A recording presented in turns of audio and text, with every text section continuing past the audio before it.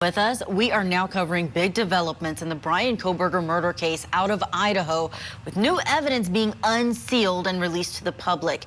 He's accused of stabbing to death 4 University of Idaho students, this all back in November of 2022.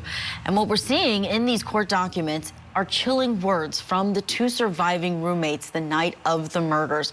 And someone who's been pouring through all of these documents is Court TV legal correspondent Kelly Craft, who joins us now in the studio. Kelly, tell us more about what we are learning in this case.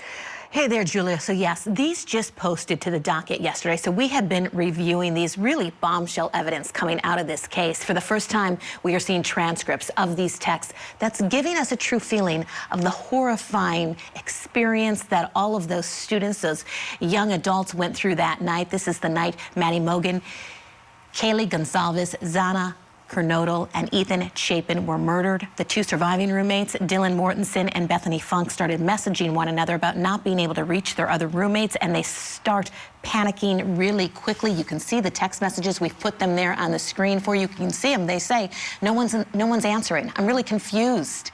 What's going on? I'm freaking out. Then 6 hours later, Dylan tries to reach Kaylee and Maddie. So you see some other texts. No one's answering. I'm really confused. What's going on? So this is really our first look at these, Julia, to see what was going on that night. Prosecutors want to use this. They filed a motion in limine in this case to get these messages in so they can establish the timeline as to what exactly was going on inside that residence. Terrifying to see those words, Kelly. I'm seeing words like ski mask. They saw somebody who had something on where they couldn't see anything but their eyes and mouth. And we know prosecutors are going to want to use those to connect them to Bryan Kohberger. Is there anything else that's standing out to you in these court filings? Yes, newly released transcripts. So this is a 911 call made the morning, 7 hours after the murder. Here's a little part of it. It says, one of our roommates who's passed out. So they're thinking that one of the roommates is passed out. She was drunk last night. She's not waking up. Oh, and they saw some man in their house last night. Yeah, so there were a bunch of people that were trying to get on this 911 call to relay to the 911 operator what exactly was taking place. At one point, the 911 operator tells them, just one person, please talk, so I could gather all of this information. But I mean, you can just imagine, of course, the frustration, the weariness as to, wait, what exactly just took place here? Oh, yeah, just imagining these young people, college students, waking up on a weekend morning to this horror and slowly understanding the gravity of what has happened. And Kelly, I know as we're watching this unfold, the victims' families are seeing this come out. Not sure what all they knew before it was released, but what are we hearing from those families? Yeah, and it appears, Julia, they didn't know too much, because we've heard some strong words, which is totally understandable in this case. So this is from Kaylee Goncalves' dad. He spoke to News Nation's Banfield. First, he said none of the family got any heads up about these texts, that they were going to be made public. He found that shocking. And he also spoke about the impact of that horrific night on Kaylee's 2 surviving roommates. Let's take a listen to that. What struck me is, you know, it's not like Hollywood. It's not a scripted thing. It's not like what you would see on a TV set. That was a raw, emotional breakdown of 2 girls that were scared for their life. There's part of me that knows that, like how that house was, you know, there's a lot of pranking going on.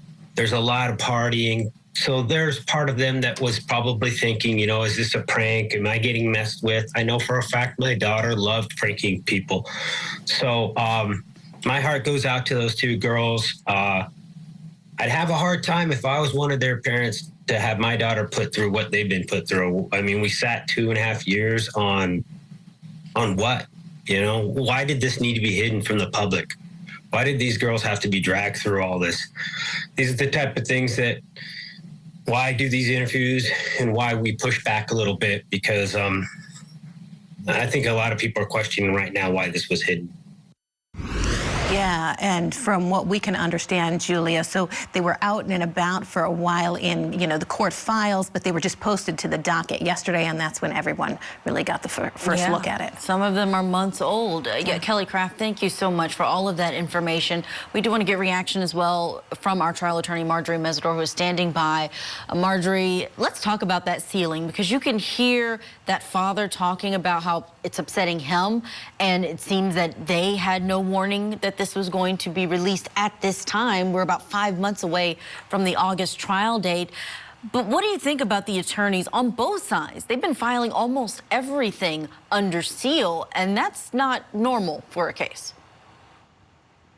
Correct. So because we're dealing with a public record, there's a presumption that the public is going to be notified about what's going on, particularly when we're dealing with a crime, because the plaintiff is the public, right? It's the state, it's the county who is the plaintiff, the aggrieved.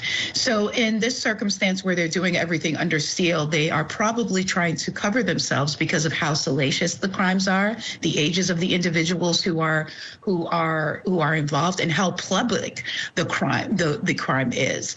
There's a balancing act that takes place that for a prosecutor and a defense to validly represent their clients and at the same time keep the victims' families and those who are collaterally and directly involved informed about the pace, about what is going to be revealed when. And it's a very hard and delicate balance. At the end of the day, this did not happen to any one of us individually. We're watching it unfold, so there's a level of separateness that we have that those who are involved do not have.